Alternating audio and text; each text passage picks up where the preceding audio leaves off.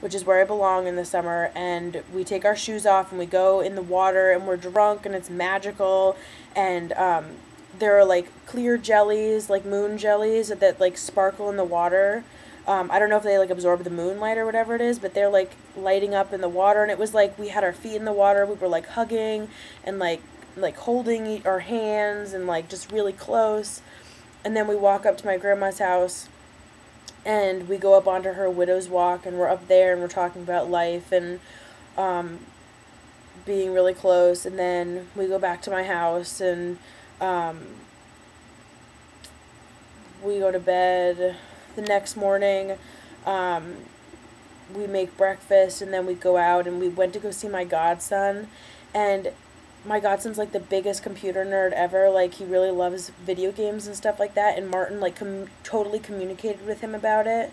They like knew all the same games, and like sometimes I'll be sitting there with my godson and like not understanding what he's talking about. I'll just like nod, but Martin like continuously conversed with him about the entire thing. So this is Sunday.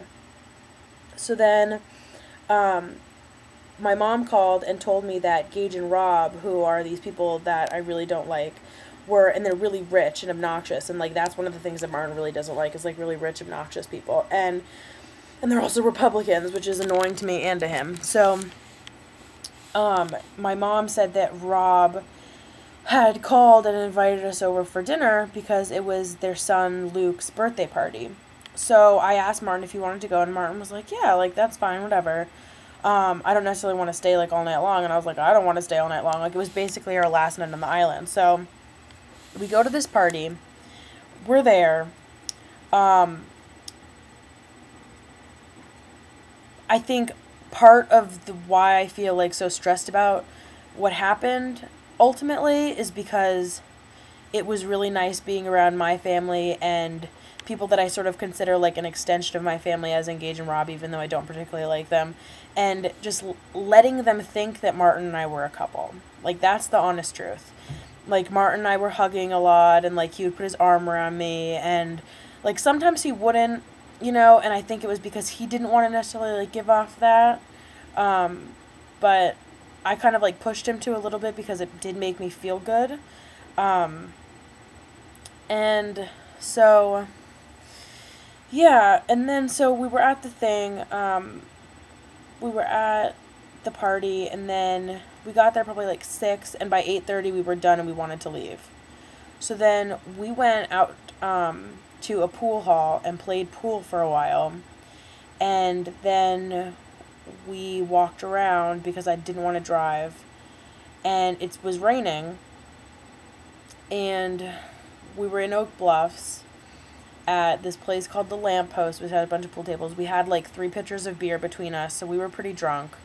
But I was like coherent. Like, no, I didn't want to drive, but like, would I have died if I had driven? No. But I didn't feel comfortable driving, and I didn't want to. So, but I just want to give you that from a reference so you know how drunk I was. Martin, I don't know how drunk he was. But so we go sort of like behind Main Street. There's this big tabernacle, and all the gingerbread houses are around it. And so I sort of was like, oh, let's go look at the gingerbread houses. So suddenly we're in this like parky field area, and we're standing there in the rain, like under the street light. And I don't remember what we were talking about, honestly. Which I don't know if that's a reflection of how drunk I was or what. But then we're standing really, really close. Like, our bodies are pressed up like this. And then we put our foreheads together. And then very, very slowly, like over the course of probably like 6 minutes, our faces like tilt up so that it's like our faces are like this. Like our noses are like this. And then for like 20 seconds, and I've like replayed this over and over in my head because it was honestly like the best thing that's ever happened in my life. For like 10 seconds, we're just standing like that, and like our lips are like together, like they're pressed together. And I can feel like his stubble. And then he kisses me like perfectly softly. And then I kiss him back, and suddenly we're making out. And I for, I think, like, the sake of our friendship, like, I pulled away a little bit and was like, what the fuck? But, and he was like, I still want us to be friends, but then we, like, continued to make out, and then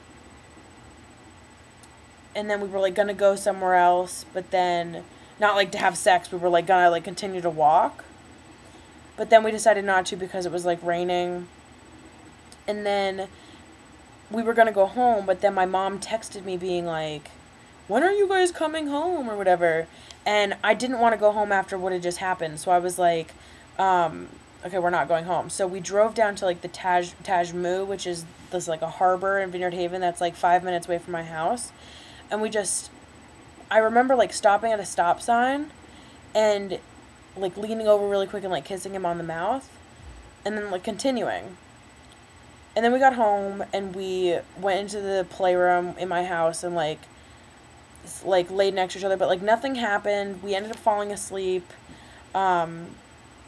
I woke up at, like, 3 o'clock in the morning and we went to bed.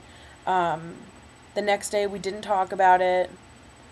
Like, nothing happened. And then we come back to campus and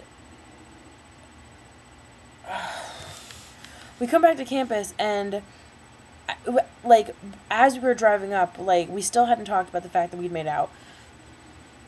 Excuse me. We still hadn't talked about the fact that we'd made out.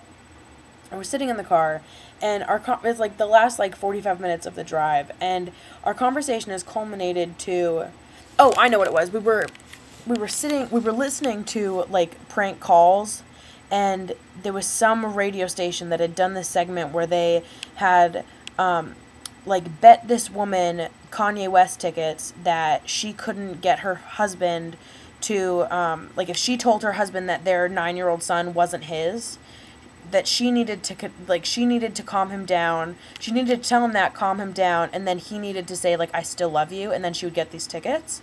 So she did that, but instead of her husband calming down, he confessed to the fact that for the past year and a half, he's been sleeping with her sister.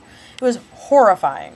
So we're listening to this in the car, and he was like, God, like, it sucks being cheated on, or something like that. And, like, I was like, oh, well, I've never been cheated on or cheated on anybody.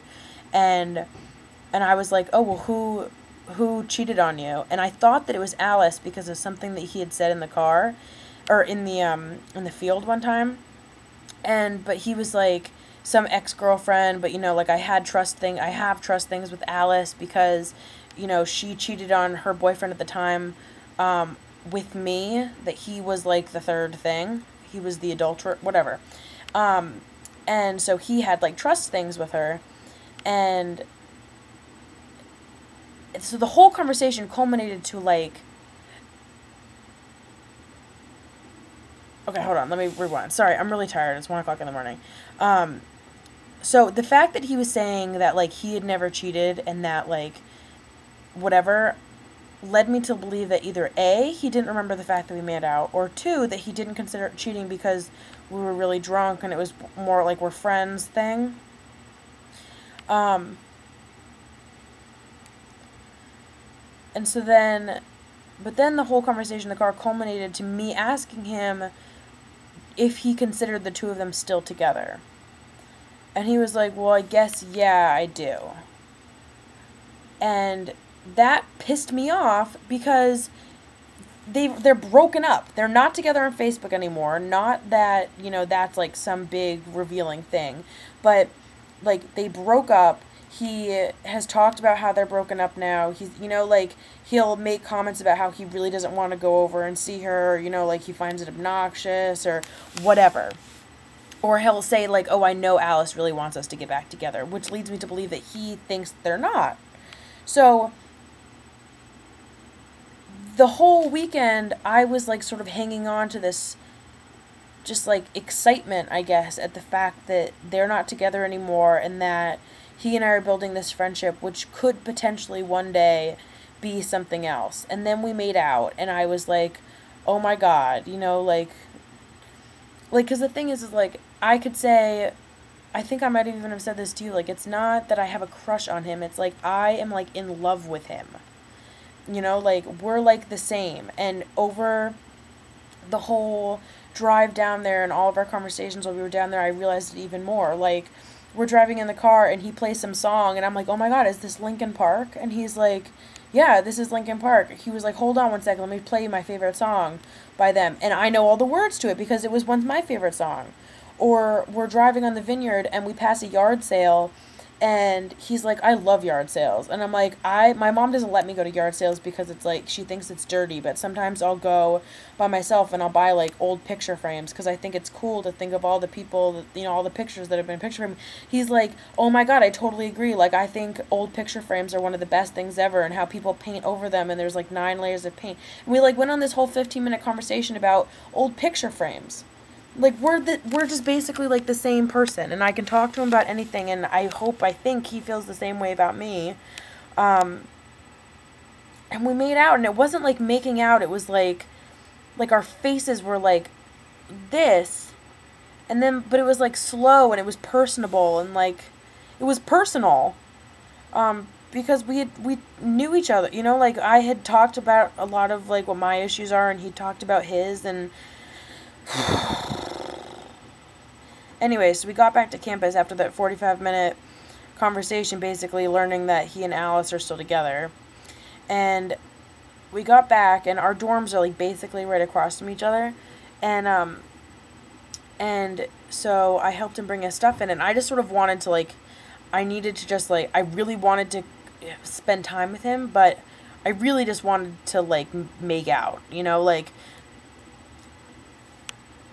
I'm fine with the fact that we're not making out. I'm fine that I'm not, okay. Like, no, I'm not fine with the fact that we're not making out. I'm not fine with the fact that, like, whatever. But more than anything, like, I understand they have this relationship. I understand what's happening.